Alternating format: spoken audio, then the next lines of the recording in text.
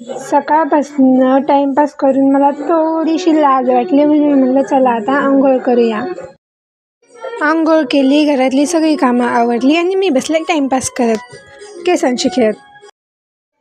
ओल्या केसांसोबत खूप वेळ खेळून खेळून जेव्हा कंटाळा आला तेव्हा म्हणलं चला भूक लागली काहीतरी करावं.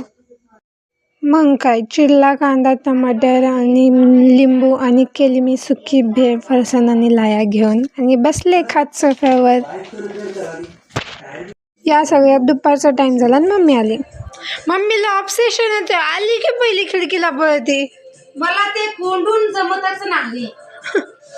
मम्मीने बाजारातून केळं आणली होती. आम्ही तिघही लगेच केळं खायला बसलो. आम्ही कितीही काम कंटाळे असले तरी मम्मीला शांत बसवतच नाही. सुकी भेळ आणि केळं कमी पडली म्हणून मी परत बसले अननस खायला. जसं की मी म्हणले मम्मीला शांत बसवतच नाही, ती आली बाहेर काहीतरी झाडाची कुटाणी करायला आणि मला पण बोलून घेतलं. मम्मीची मदत केल्यावर थोडा बहिणीला पण त्रास दिला, ते पण करणं गरजेचं असतं. एवढं सगळं खाऊन आमचं मन भरलं नाही, मग आम्हाला झाली केक खायची इच्छा. मग काय, बिस्किटाचा केक बनवला आणि खाल्ला. केक खाताना मला एवढा आनंद झाला की माझ्या चेहऱ्यावरनं तो आनंद लपवत नव्हता. आजच्यासाठी एवढंच.